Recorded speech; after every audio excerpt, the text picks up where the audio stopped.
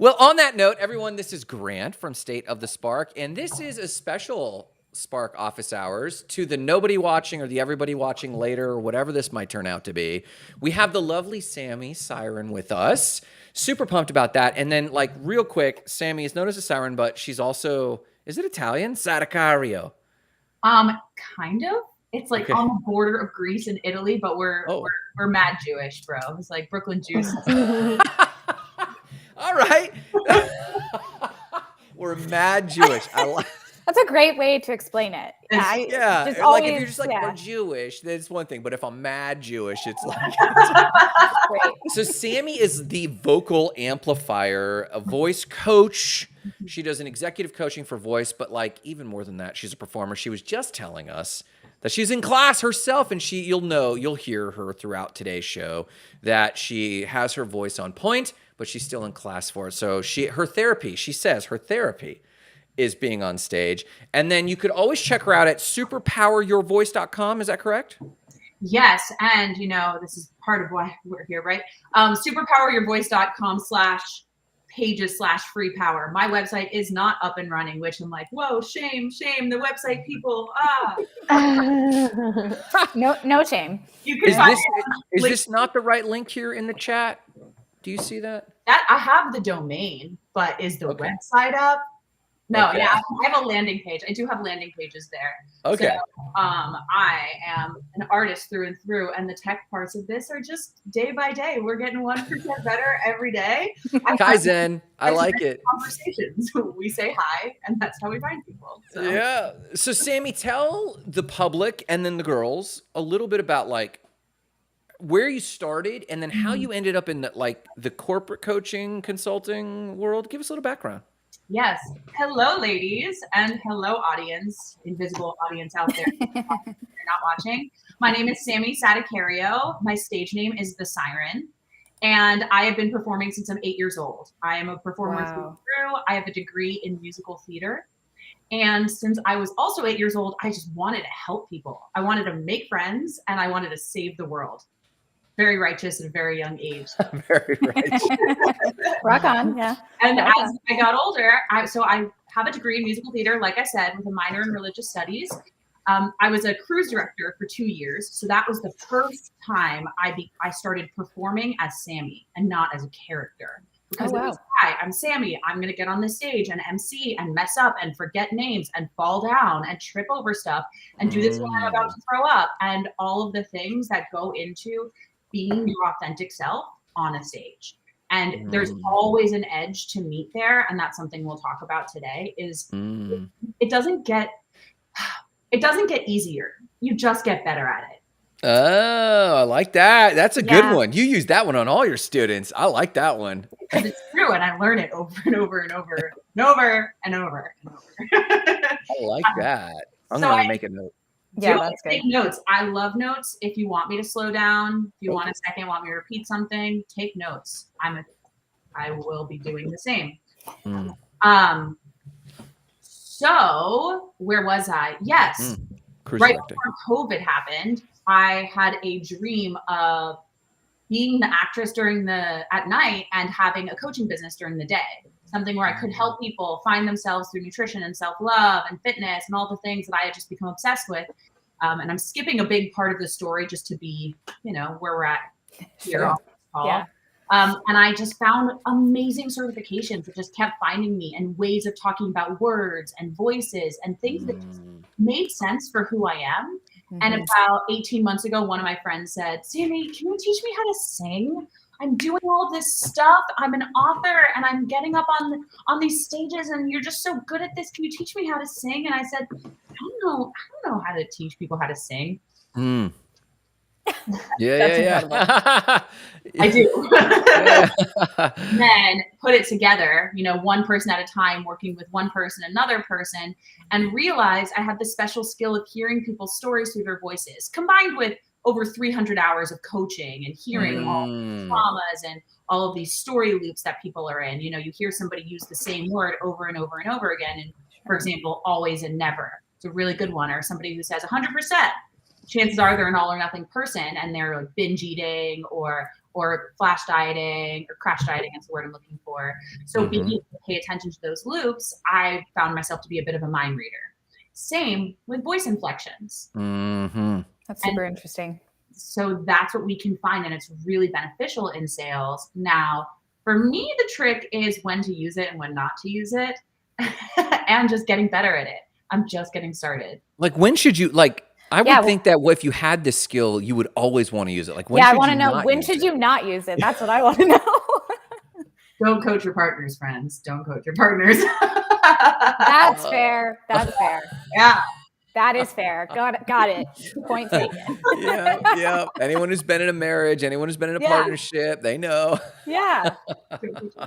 Okay. That's good. That makes total sense. Now, like, you said something that I really like, and I don't know if you have more there, so forgive me, cut me off if you need to. But like, well, just to add up this, how I got to corporate world. Oh, please, no, go with that, because definitely we'll come back. Basically, what was happening is I was just daydreaming about all of the people who needed my help, and I was like sitting there listening to them talking and going, "How do I get into this world? Like, how do I show people that this is valuable information that could change not only the way that they communicate with their audience, but with their employees, with themselves, with their partners, with their kids, and also how they can use their voice to heal their nervous system, which is a big part of my story." And so that's a huge part of why I call myself the voice expert, because yes, it's how to project and how to get on stage and what to do when you fall flat on your face and how do you deal with the inner critic and all that stuff. But also our voice inherently tones us by stimulating the vagus nerve. So I'm like secretly using healing practices, but that's not what I lead with. And it's not what I want. You might lose some of the suit and ties pretty quickly. And there's a lot of, I don't want to deal with the legal things from stuff like that. So that's basically how I got here. One person, one conversation, one podcast, one event, one tech event at a time. It's just meeting people and saying, how can I serve you? How can I serve you? Yeah. And now. Okay. So like, do you recall your first corporate client?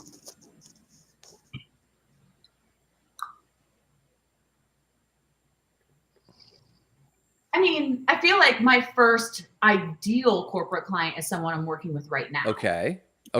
Is actually quite recent. It's only in the past 3 months. Okay. And she's talked about me all over LinkedIn, and she just gave her first really big speech on a huge stage, and she killed it. And from day one, the reason why I say center of the bullseye is because I've worked with people like one-off sessions here, one-off there, but I was definitely attracting people more in the healing community. And that's, I want to reach people who are outside of that. And people who have a mission, people who have a pain they've turned into purpose and want to see the world change and get on stages to do it. Yeah. This client I'm working with, I love working with her because from day one, everything I said, she took and she integrated and came back to the next session and was ready to 10x every time. Yes. And it was just so cool to watch. And for her to go from the first speech she wrote to the one that she sent me by video this week and to go, whoa, you owned that room. Wow. So what's the biggest, so I would love to do rapid fire questions on it because we talked at length and it was very inspiring to me, but like I've even had questions since about stuff that you mentioned even back then that I want to go deeper in, but like what's the biggest misconception people have about vocal skills and how they apply to like a TEDx talk or a pitch? Like what's the correlation? I'm still learning what people are currently thinking. Okay. I'll say that. Like, great marketing is meeting people where they're at, right? Mm-hmm. And so I'm still learning that.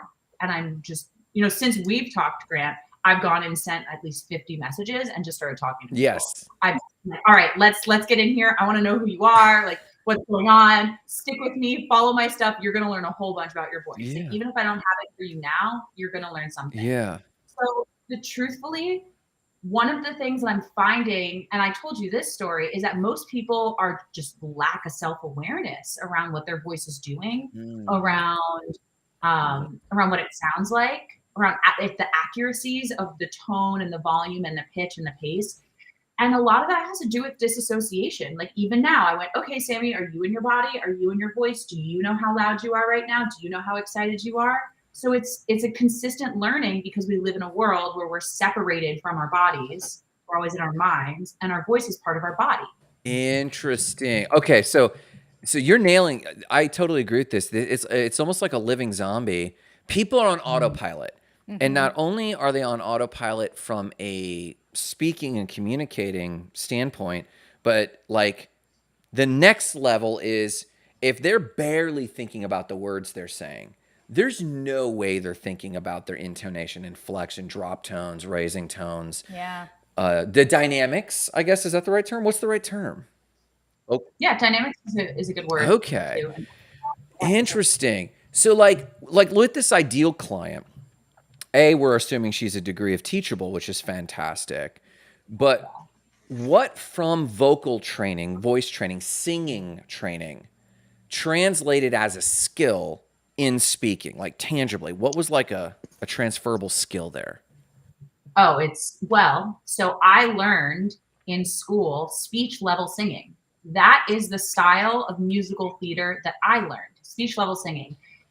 Basically, anything you can speak, you can sing. It's the same thing. Learning how to sing and learning how to speak. It's the same thing. Yeah. So I flipped it and now teaching people to sing their speeches to create more flow, more musicality, better breath support. Interesting. Being able to get in touch with the emotions of it, and also to create dynamics, because we tend to go, I am going to read this, and this is how I'm going to read this. Mm-hmm. Yeah. Yes. That's more intonation. We did this in school. Like this is how we would learn Shakespeare. Yep. We read the intonation, which is all very musical, for Shakespeare writes by the heartbeat, Mm-hmm. the heartbeat rhythm. And then we would sing it in order to make sure that you have your breath moving to the end of the line. And so I'm really just taking everything I studied for 20 years and putting it into the work of performing on a stage. This next step is then, and this is where all the self-development work comes in, is how do you be authentic in it? Oh. And that's where the nervous system awareness comes in. And that's where all that stuff comes in. So speech level singing is trademarked by somebody else. You asked me, and I went on a bit of a That's okay. Yeah. What I'm doing is it's sing your speech. So I'm playing with that. It's sing your speech. This is the method. I dig that. And so like even in practice, you might have your clients literally sing their speech so that like the pendulum of monotone speaking swings all the way to something as almost exaggerated, if you will, as singing speech. And then the skills kind of get hammered in, and then they kind of land in the middle where their talk is just more interesting. Is that kind of what you're... Well, as we discussed about your voice, Grant, you are very musical, and it's so entertaining. And I just sit here smiling, and I'm like, I would have so much fun being on calls with you all the time. But I would be distracted, as I would just be so distracted. You told me that when we were talking, and it cooked my brain. And I kept thinking about it like, what is she saying? Because, girls, I told Sammi when we talked, the only musical I did was Godspell. And I did it, and I was horrible. I mean, it was poor. It was poor. And I was programmed that I cannot sing. I have no ability to sing. Yeah. So it's encouraging, and it's obviously uplifting to hear you say that. But when you told us that she said that, it didn't surprise me. It made sense. Even though I don't totally fully understand, it does make sense because you're so animated. And in general, I think you just have so much personality and you always put it out there. Whereas a lot of people I feel are more apprehensive of putting themselves out there fully. Grant, you just are all in all the time. And it's awesome. Yeah. I don't know. I think that might have something to do with it. Your inhibitions are low. So I've been told. Someone call HR. So Sammi, like when you say that and you listen, because I'll tell you what I don't have. I don't have an ear for tone or I guess notes or whatever that. When I speak, what are you hearing that you're synthesizing as that's musical? When I speak, what are you hearing? I'm hearing each note that you're doing pause. And when because you're really good at your pauses too, you're letting people soak it in. You're going, do I have them? Do I have them? And then you go back into the next part. So like I hear in my head while you're talking, and you can call this like hypervigilance. You could call this neurodivergence. Like, trauma response. Like I make the joke that I'm like, this is a trauma response or is it a gift? Like, I don't know. And I hear all of those details. So in my head, I'm actually repeating what other people are doing and feeling the tone in my body. Wow. So that's how I live. Interesting. All the time? Are you okay? It's that's amazing. I'm kind of concerned about But you. I'm worried for you as a mother. If you need someone to make you a cup of tea, I'm here. If you need to stop that for a moment, like if you want to go into dissociation, I can help you, friend. I'll say I was highly disassociated for many years. And so learning how to bring myself into my body with somatics and somatic singing is what I discovered. That's part of how this all came together. Is I had gone through, I mean, many of us went through dark nights of the soul over the past 3 years. Like, let's go, like, come on, the whole world changed. Right? Yeah, man. So I was in one of mine. Well, I think I had 3. And I was in one of mine. I got to a car accident. And afterwards, I had so much physical pain that I just needed to use my voice to scream. And here's the thing about musical theater. We don't just like break out into song because we want to. Yes, you can, but that's a bad musical. A good musical, you sing when there's so much emotion that singing is the only outlet. Oh, interesting. When the emotion builds to so much, you have to throw your whole body into it. Yeah. So there is science behind this about why this happens. I would very much like to be a part of that research. So if you're watching this and you're a doctor and you're a researcher, you're like, I know somebody. This is where I'm going with this over time. So this is what, like I said, Grant, like I'm just getting started in this. This is totally the beginning of my career. And how many people, what could happen if people were just aware of the vibrations of the voice in their body? Yes. So I do this habit, and I think the girls are aware of this, but Marissa is deeply aware of this, that I will sing my day.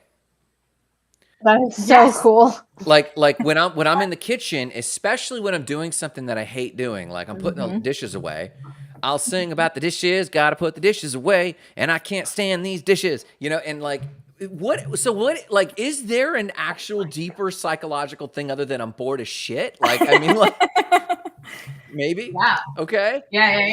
You're calming your nervous system. Damn. That means I'm actually a mess because I'm always singing. He's always singing. No, it does. We're all a mess. Like, let's remember, like we're being told there's a lion every time our phone rings. Like, come on. Like, so you're being able to use that. And when we think about when you hear somebody singing in the grocery store, you're like, wow, that's so lovely. Like that makes me so happy. Yes. I sing. It took me a really long time to stop writing songs and singing from anger and pain. So many artists are afraid to get out of their pain because that's what fuels their art. Yeah. So when we can get to a point where we write from joy and love and happiness and sing from that place, well, that's just grand old time. Wow. So I want to hear, unless the girls have a different question, I want to hear. And Jessica's quiet, but she looks highly interested. I'm writing. She's taking notes for sure. Oh yeah. Girlfriend is taking notes. So I want to know about the vagus nerve and harmonizing. Like, cool. What's going on with that? What's the idea behind that? So I love that you asked that because I've been meaning to spend even more time with it. I wish I was better at regurgitating science than I am. And the basic understanding I have is that it runs along your spine. It is the vagus nerve stimulates the fight or flight response. Most of us have poor tone in our vagus nerve by being children and not learning how to stimulate that. We used to in community sing. Oh. We used to in community sing all the time, every day. It was it's part of our blood, it's part of our bodies, how our primal nature. Men would go when they would hunt. What do? You yell to get to propel you forward, Yeah. right? I mean, not like, in the process, but in war. Yes. So we use our voices in all these ways, and we just don't use them anymore. Wow. So we have these core vagus nerves, and then if you want to add in environmental factors, let's add in that we have air conditioning, and so we don't get into the cold plunges anymore. Mhm. Part of where this all also came from is recognizing that this was healing me was cold plunging. And I would start singing in the cold plunge, and people thought I was crazy. Nice. So like masochist. And I was like, try it. It works. I swear. And then I learned about polyvagal theory, and I was like, oh yeah, it does work. Wait, what's the theory? You just named it? It's called polyvagal theory. Yes. Polyvagal theory. Whoa. Polyvagal theory. There's a book on it that is on my list to finally dive into. There's like intake time, go teach and do the things time, intake time, go teach and do the things. And part of where this also came up, it's similar to NLP, but it's not. I actually haven't gotten really into NLP yet, is the enlifted method, which is change your story, change your words, change your life. Yes. How to take your story, break it down into the words, and translate them from victim mentality to empowered mentality. Yes. And so that is a huge part of how I came to this, was that method. And I put in over 300 coaching sessions with that alone. Wow. Massive traumas. Seeing somebody read out their traumas and then breathe. Wow. And then also the re-scripting is irreplaceable. And I've been accused often of, oh, you're just reframing things. And reframing is an NLP thing, and it is used by manipulators. But NLP was originally meant to be done on yourself.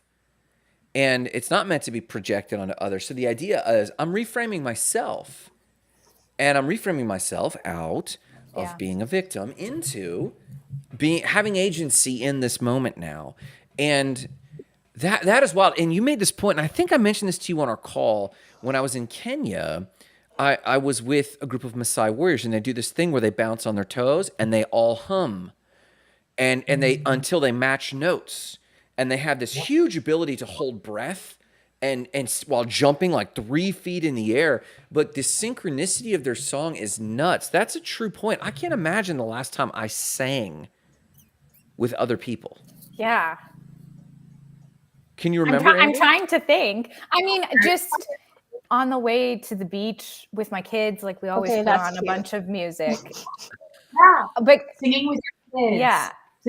And and if either of them are ever frustrated, I do find music helps. My oldest is a musician. He plays guitar. He's played for 5 or 6 years. And it really helps calm his nerves and frustrations. Like if he's having a hard day and he goes to play guitar for 15 minutes, he feels a lot better. My youngest doesn't play music, but he loves to dance and he loves to wiggle, and he's always wiggling. So if you just give him some music for it, it's even better. And they're both, my sons are 9 and 13. So they both are developing taste in music now. So that's been really cool too, just to see. But anyway, yeah. I love that. Can we like go into that the next? Notice. So we used to sing in community together, right? In order to heal generational trauma, for one, by telling our story and sharing our story, and two, by stimulating the vagus nerve. And also puts us in a trance, in a community trance. So we do go into that's why I go into quite the trance. If you're ever like hanging out with me while we're meditating, like I'll just go deep. I just like sit there, like just leave me. I'm happy. Just leave me. I'm so happy. Sometimes I'll like make certain sounds, and my partner will come out and be like, "What just came out of you?" And I'm like, "I don't know, but it was cool." He's a producer, so it's a whole thing. Yeah. But the thing about music. What is the music telling us? And that's the problem with music in today's day and age. What are we learning?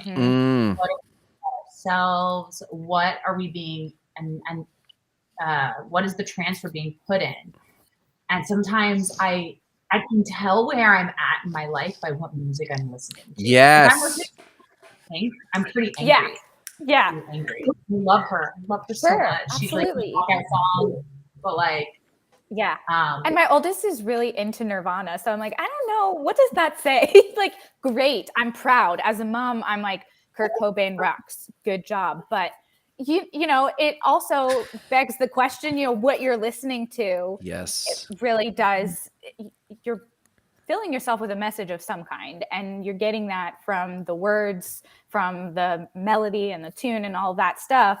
So, But yeah. it also could be chicken or the egg on that, right? Like I wonder, I think about this all the time. Grunge, like Nirvana and Pearl Yeah. Jam. You know, when I first heard, I was thinking this, when I first heard of Smashing Pumpkins' Siamese Dreams, Oh my God, I was It just was- listening to that. That's weird. it was the first CD I bought on my own. And that's the first song on the album. And it Yeah. came up, and I felt this huge sigh, like this music understood where I was at. Yes. And so I feel like I was the precipitating noise or resonance. It came in and put something at ease in me and matched me. Yeah. Later, I think yes, you start to self-program. But I don't know, Sammy, do you have a hypothesis yourself on this? Like, do you attract the music, or does the music attract you? Like, I would say each artist is going to have a different answer. Mm-hmm. I've had this conversation with several, I'd say more aware artists, people in the Enlifted community, people who are into this words thing, the words game. And we've talked about it. We've like, because there is a time and place to use music to shed your pain and to relate, because we also don't want to, it's not to say go be happy all the time. Being sad and being angry and grief, those are all human experiences. And it's really important to feel those emotions all the way through. Mm-hmm.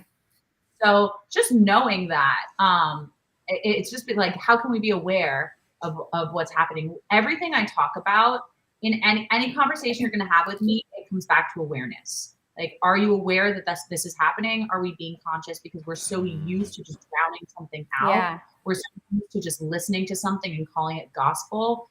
Awareness and thinking for ourselves. And I really do think that the voice is the key to that, because if we can get people to go, what just happened in my body? Did that feel right? Did what they say? Because you just said manipulation, NLP. Okay, what's the difference between manipulation and influence? yes, It's intention, just intention, period. End of story. It's intention. yeah, But it's not up to me. It's up to me as a listener, as a consumer, to know how to take care of my thoughts and take care of my sensations in my body, to listen to something and go, am I being fooled? Okay, so you would appreciate this. I don't think I told you this on our call. I left the church a while ago, and I reflect on it often. And sometimes I really miss a few things. I really miss the level of community, a bunch of stuff. But the stuff that correlates to what you're saying is this. I learned that I loved the worship session when the music had no lyrics. When the music did have lyrics, the lyrics always mismatched my theology. One is this: Spirit, come now. And this bothered me because our general theology in many faith circles is that the divine is here now. And this idea that I have to usher them in says that I don't believe they're here now. Mm-hmm. And I got hung up. But I found that, and that's a me problem, right? But I did find that it was just easier to enter into a trance-like state if it did not have lyrics. And I found myself missing worship for lyrics. And when you're talking about what you're talking about, that imagery comes right to mind. I could turn on any one of my Christian songs from back then, get rid of the lyrics, and I could get pulled right in. Man. High frequency. There's a high and the music I make is high frequency. So the class I'm taking, I'm taking a music producing class. Okay. So Cool. I'm allowing myself to move slow in my process of being an artist again, because I'm finding myself in that. There's the artist part of me that's absolutely going to put my music out there. And there's also very much the person who loves coaching. Yeah. Like I love teaching. I love it. This is also a stage for me. This is a happy place for me, is talking about this stuff and teaching about it. And then there's actual singing. And so I learned through this class I'm taking, shout out to Emma Beck. I love you so much. You're not on LinkedIn. There's no way that girl's on LinkedIn. Emma Beck. Okay. Emma Beck, and she's my favorite mentor right now. And I have a lot of mentors, but it's because she sees me on a level that's allowing me to step into who I really am in this mission and in this purpose. Wow. So the whole first month was about, I'm going to use the woo-woo language, is about channeling. And so we didn't even get into the technology. And so the first month I was just sitting and humming and meditating and singing, press record, and just like 9 minutes of affirmation music came out, and it's so high vibration. I sent it to my boyfriend. He edited it and put like sound healing tones on it. And I sent it to like 5 or 6 people, all of which said, what is this? I'm meditating to this every day. This is changing so much for me. I feel this in my body. And so there's that aspect to what, I mean, I'm learning how to do with my voice. Yes. And she's peeling away all of my training. Like, that's the thing. She's like, she called me forward. She was like, I love your performer. Your performer is so useful in your work. Let's just delayer her. Oh, wow. Wow. You know, I mean, so much of what you're saying is blowing my brain. When I Does he always like blown his well, brains because I'm out? like reviewing my life and I'm going, holy shit. Like, I remember in my parents' divorce, like, it was a pretty messy divorce, and there was a lot of challenges, a lot of trauma, and I had trouble sleeping. And somehow it landed through a therapist, or my mother had the idea to get the Velveteen Rabbit as narrated by, like, it was something like Jodie Foster.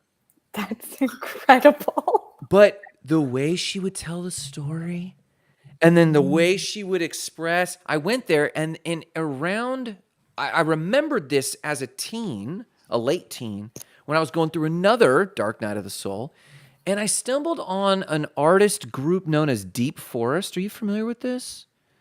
Mm-mm. It took Amazon song of untouched people groups and then did kind of a house music trance like night music over it, but done with like nighttime tree frogs and the pattering of rain.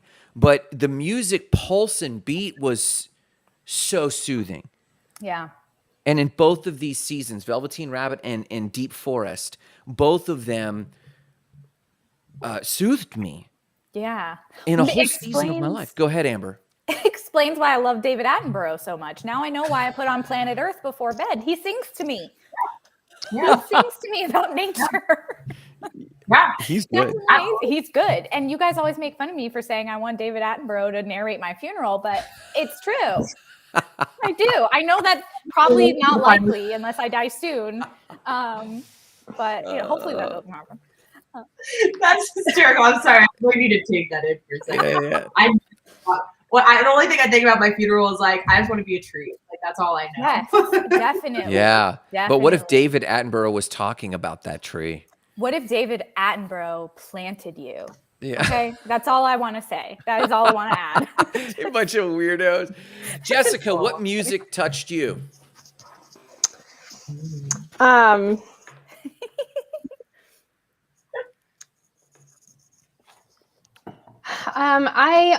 I don't think I've ever told either of you this, but I also really do like to sing, and I used to sing a lot throughout like my childhood and into high school, and I really like soulful music. Like, one of my favorite artists was India Ari. Mm-hmm.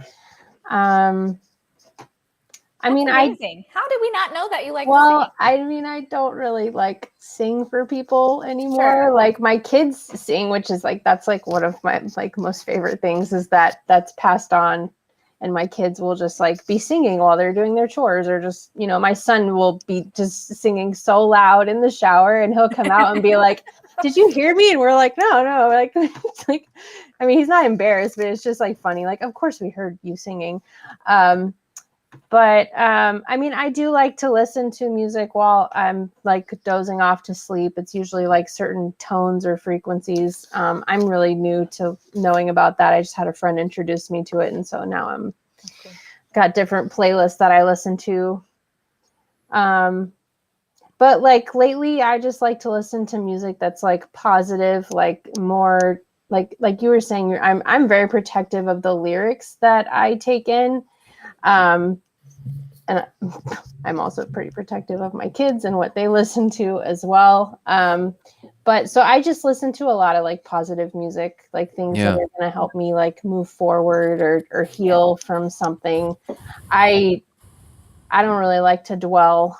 I mean, to be honest, like there's been times when I went through something traumatic and I would just listen to that one song for like 3 weeks straight. But then I got to a point where I was like, I don't need that anymore. You know, like I processed it, and like it's funny, like certain artists, like I used to really like Casey Musgraves, and then I realized like after a while, like she's really negative, like a lot of the stuff she's been singing about. And so then I transitioned and like started listening to other artists. But Yeah. Beautiful awareness of like the stages of your life. Can I ask you some questions? Yeah, sure, go ahead. If I ask you some questions? Go. Yeah. As soon as somebody says to me, I used to sing and I don't anymore, then I'm like, okay, so there's a yearning. So is there a part of you that still looks for that? Yes, I have actually found different opportunities to sing. Before I started working with Spark, I worked on a farm, and it was a rescue farm. You're gonna laugh, but it's exactly what you think I'm gonna say. So I had these 2 horses that I had to walk like really far out to pasture, and one of them was blind, and the other one was just kind of like, she was his companion. Like she wasn't blind, but she like they had to be together all the time. So that was kind of a challenge, like walking 2 horses at a time. And then the blind horse would get spooked a lot by like people mowing the lawns, or, you know, the golf cart going by, or thunder, or, you know, just really any loud noise, or just shadows, things like that. So I started like singing to him as I would walk out to pasture. And I just found, I know that it was comforting for me, but I noticed his behavior change. Like he was just like calmed. He wouldn't, even if it was really windy, that was another thing. It was like in the middle of hurricane season when I started working here. And like even walking like through the wind, like he was just very calm, and everyone was calling me the horse whisperer. But yeah, I used to do that a lot. And then I would sing on my way to work. I would like record these little videos. So like I have done it here and there, and like posted it on YouTube. And then I go through like this weird like phase, and I'm like, oh, let's take all that down. Like, I don't know why I do that, but I remember you were telling me this story when we first started talking, and we had a good chuckle about it. I totally forgot about that. What were you going to say, Sammy? I interrupted you. Yeah, I always have questions. Thank you. Sorry. When do you ever sing just for yourself? only when I'm alone. Like when I was living in Colorado last year, I used to go, you know, I lived really close to the foothills. And so like within 10 minutes, I could just be lost in nature, and I would go on these hikes, or I'd find like a really big open field, like at the middle of the foothills, and I would sing. Do you notice a difference in your nervous system when that is in your life and when it's not? I would have to say yes, because I haven't been really doing that much over the last few months, and I have been very wound up and very stressed.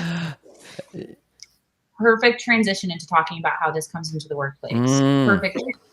Okay. Yeah. Because where I was starting to lead this is like, how does that play a role in your voice when you're on calls? Oh, so chicken or the egg. If you're feeling wound up, you enter a call. Is your voice communicating anxiety? Is that what you're getting at? Yeah. If we're, you know, we got to take care of ourselves, take care of others, right? So like, you know, I did it yesterday. Okay, so I got on stage last night. I was at this. I go to this tech meetup, and I've been making a name for singing at all of them. I just like find a way to have the microphone in my hand, but like I don't always do it well. Like sometimes it's just really messy, and that's okay. I'm figuring out how I'm making my category 1 right now, right? And somebody handed me the microphone and I just like was like, and she was like, can you close us out? Can you get everyone's attention and then like tell them this information? Like, do it. You're the singer. You got this. And I loved that. I love that now that that's becoming a thing for me. It's definitely a recognition of like, cool, I'm headed in the right direction. However, what I didn't do was tell all of my clients, do what I tell my clients to do. Okay. Did not stop, pause, and clear out the gunk that was in me right before I started talking in order to open my mouth. Yeah. Right? There's all this stuff. We get on a call, we get on a sales call, we go to talk to have a hard conversation, we go give a speech, we go give a podcast, and we're like, we're so excited to be there. There's all this stuff swimming around in our head, and we want what's in our head to come out of our mouth, and it's nothing like what is in our head, right? Okay. There's a 3-step process here. Pause, breathe, clear, and then open. So how I clear is, if I had just taken that moment to do that before I opened my mouth, I would have noticed my own resonance and I would have been able to feel the energy of the room better rather than just like try to overpower the room. Yeah. So go ahead. No, go ahead. It's all these are play, and that's where I like human design. And I didn't get a chance to pull those together because we get to see what your human design is all about, what your aura is doing. And that's what I like about teams. Because if it's like, wow, I'm not being received well by this group of people. Why is that?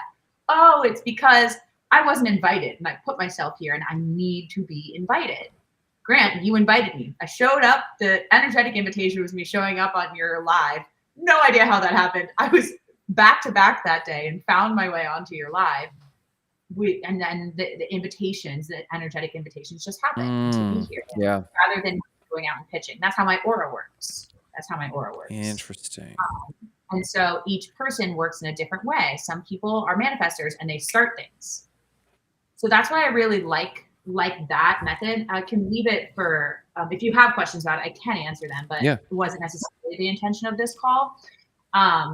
What I'd love for you all to leave with is, I have many trainings, like mini trainings on at parties. I do 3-minute singing lessons. Oh, wow. That's amazing.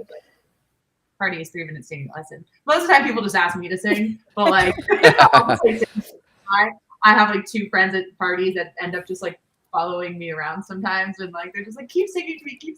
I love this. But that's specific parties. Yeah. And then, so there are 5-minute trainings that we could do, but I would love for you to have something you do before you get on a call or do a podcast or have a hard conversation. Yes. You're like set that I'm in my body. This is my voice. These are my thoughts. I'm ready for this. Yeah. Cause I was curious when you said you should have taken that moment to clear it out. Like, how do you do that? How do you do that? How do you clear it out? And I guess there are multiple ways. It just depends on the person. But that's so interesting. Yeah. So well, first off, let me just ask, because I actually have something I do, and I did not realize it was this, but let me ask the girls, do you already do anything before you get on a call? Like, what's the typical routine just before you take a call or jump on a call? I always make sure I have water.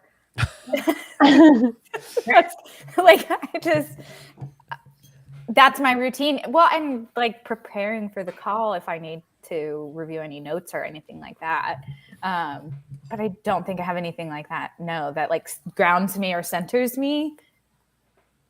I usually just be like, can I like that. We should totally do that. I feel like I do that kind of stuff anyway. Just making weird sounds. I feel like a lot of people probably do that, right? That is fun. I don't know if I'll be able to replicate it. Now I already forgot what it sounded like.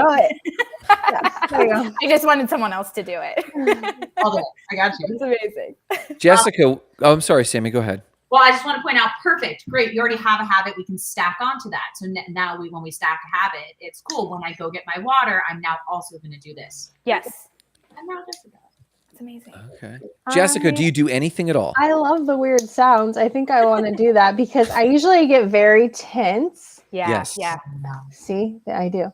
And, but I usually, I don't know if this is good or bad, but at least with Spark, like I'll like kind of take in a breath and I like let it out very slowly. And I find like, I don't know, I'm trying to like calm myself down because I really don't get that nervous anymore, but you know, sometimes I do, but I'll just like take a deep breath and then I'm just like, take a while to let it out slowly. And then I'm just like, okay, here we go. Hold your breath. Very common. Oh, yeah. Yeah. Well, so I learned it from theater, but not from anything specifically, but I learned it from my nerves. So it started that I always got nervous. To this day, I get nervous. But I know that if I'm off stage, I'll do push-ups. I did this, and then I was kind of winding myself, and I realized it was the breathing. So then I learned about box breathing, which has been helpful for me. You breathe in for 4 seconds, hold for 4 seconds, exhale for 4 seconds, hold for 4 seconds, and you do that a few rounds. So I realized there was a breathing thing, and when I've done breathing and I feel like I kind of have calmed my heart rate a little bit, I'll do until I exhale entirely. And I find that that's long enough to stop my thinking. What's your thought there, Sammy? You gave a thought. What was that Just thought? trying to feel your vibration. Yeah, I'm trying to feel the vibration. You do the same note every time? Do you know if it's the same note? I try to get to the same note. So it might start, but I'm like, that's not right. And then I'll drop and I'll go. So it is a certain note. What's that? Interesting, right? She's noticing the same thing. It is the same note. I don't have answers. I have questions. Yeah. So that's my routine. That's incredible. So you do have one, yeah. I have one for sure. I know. I mean, I consciously know mine. Yeah. And I'll tell you what the feeling is. Where my nerves happen. I know that I'm actually being challenged by something when I get it. My diaphragm's jumpy. It's like right here. Mm-hmm. And it literally jumps, and I feel it like right there. Yeah. It's not until I hit that low tone that I match that and interrupt that. Like I'll be jumpy there, and then I'll go. If it's any higher or any lower, I still feel the jumpiness. Yeah. But it's when I go. I can feel that starting to loosen. Yeah. That's wild. Good night. Cool. I know where that is. Yeah, I have theories around it. Part of these theories, part of this, it's cool to be where I am today and look back at my life and all the things I've been observing. And now I'm like, oh, this is all coming together. It all makes sense. I used to when I would go to yoga classes and everyone would ohm together. Mm-hmm. I get so frustrated when I would go to female teachers and they're ohming up here. And I'm like, but my pain vibrates lower. Yes. I'm tall. I have thicker vocal cords because I'm tall. I'm 5'10", and I have a lower voice. And I needed to ohm lower. And so I would find this note that I call it my warm chocolate note. And it feels really good in my body. But other people in the class, because no one's given them permission to have their own voice, are just watching what that teacher's doing. So as we're doing this, find your own pitch. Continue. One of the ways that I call this is play with your voice. The more you learn how to play with your voice and make mistakes, the more you'll be as charismatic as Grant is up here with all of his energy. He's playing. He's so playful, right? And that's so magnetic. It just draws us in. Yeah. And it also makes each of us happy, right? Right. So I know we're doing this live right now. Sure. Hello, invisible audience. I actually forgot we were live for a second. That's all right. And do you feel comfortable with closing your eyes and humming a little bit to notice for sure sensations? Cool. All right. So whenever you're ready, take a big deep breath in. To stretch up and exhale on a side.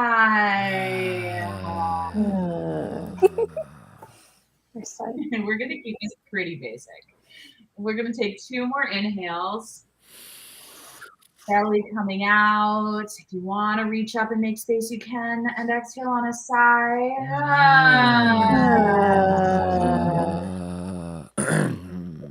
Breathe.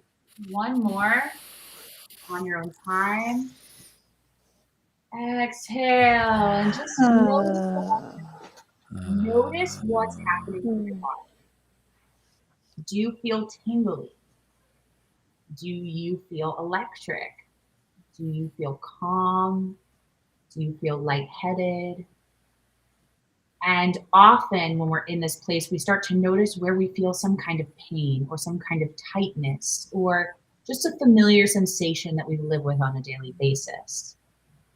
I invite you to find that place. And if you can, begin to hum to it or from it.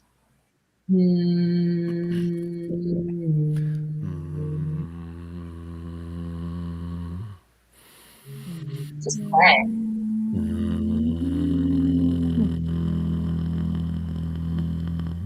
As you play with different tones, notice where those tones feel in your body. It's uncomfortable at first. It's totally safe to say, I'm safe to try new things. Right now. And then whenever you wanted to shut it out, just like shake it out. Woo!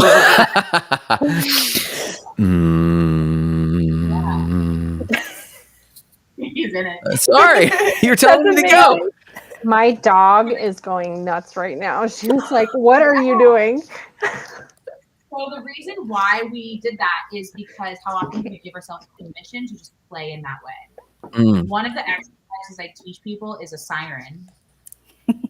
Woo! And that's something you can do to warm up your voice. However, that's really scary for people at first. Yeah. Really scary. So we start with a hum.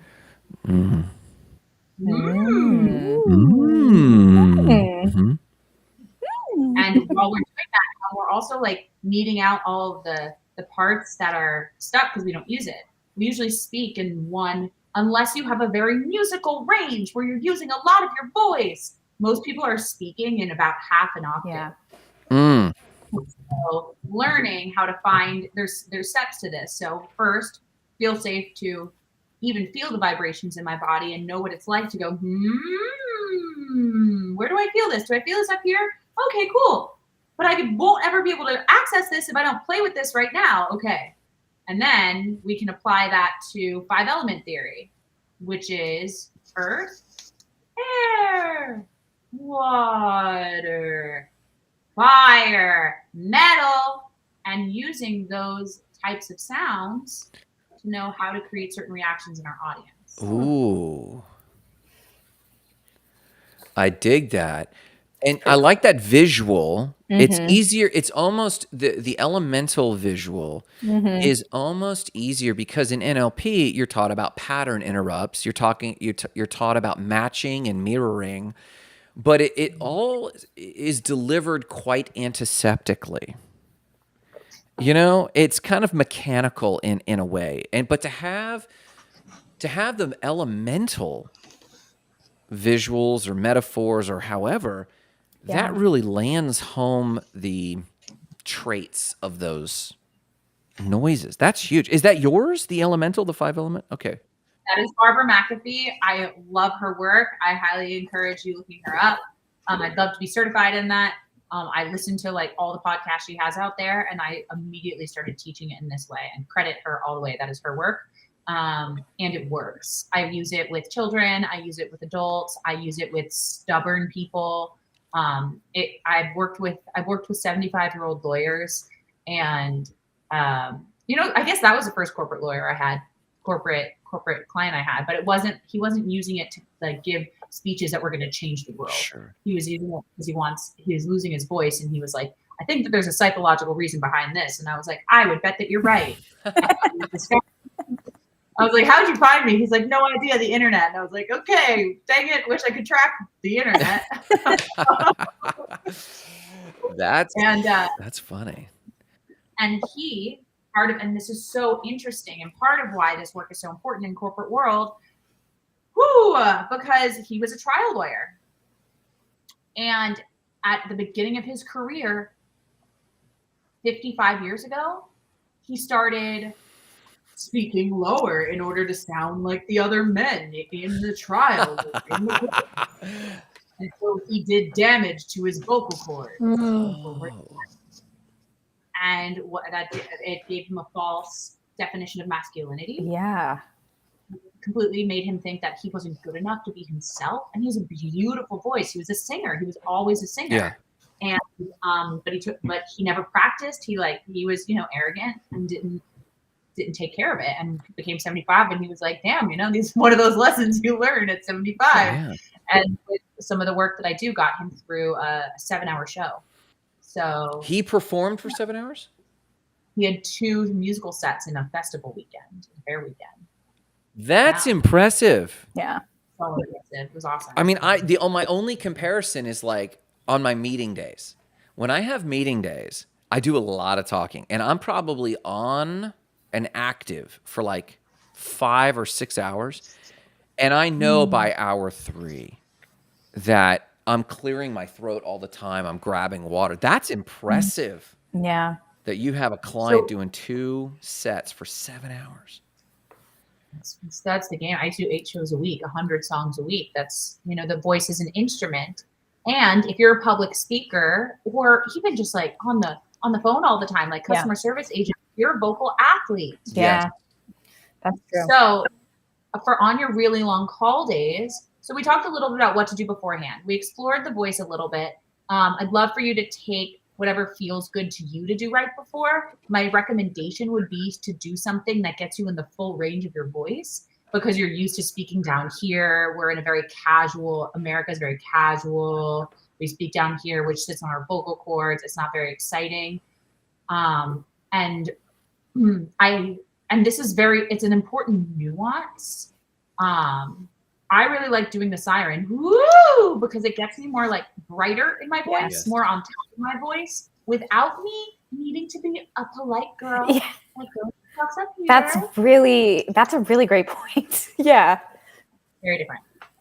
Very interesting. different.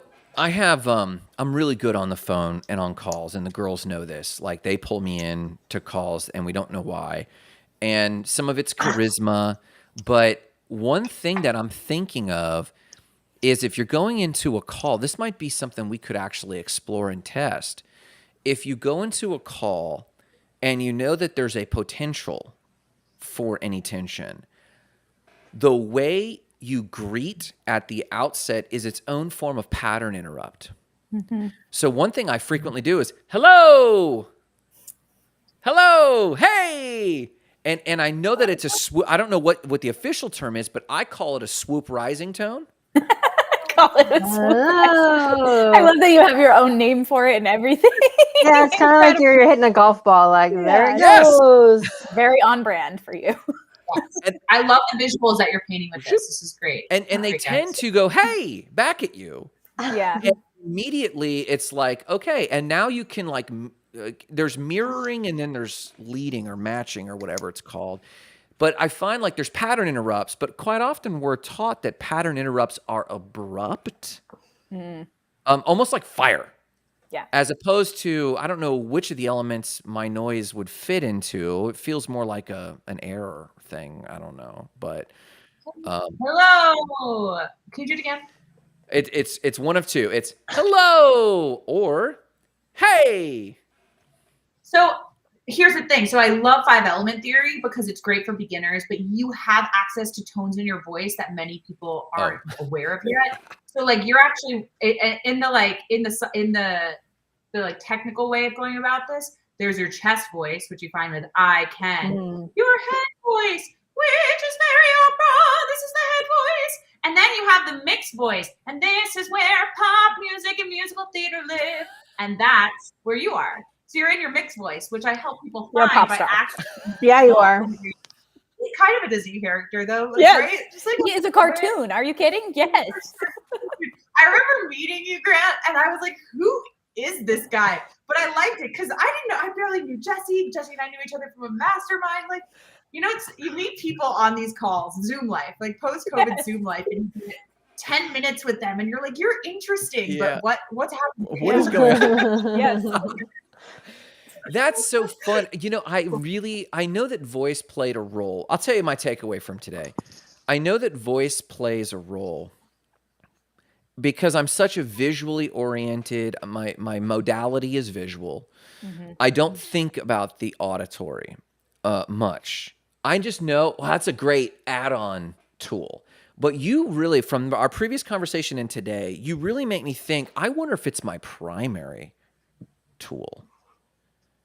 And many people's primary tool. That's huge. Well, we're at the top of the hour before I even thought we could get here, which I'm grateful for. So can I get 2 calls to action from you, Sammi? Number one, for someone who is just like starting out, we did an exercise, let's say unassisted in their own private life. What's one thing they could do? And then if they wanted to get involved with you, what's one thing they could do? Cool. Awesome. If you're just starting to become aware of your voice, do what we just did. Close your eyes and hum to yourself. And if you feel uncomfortable, I am safe. I am safe to use my voice. I am safe to feel my voice. I am safe to express. I am safe.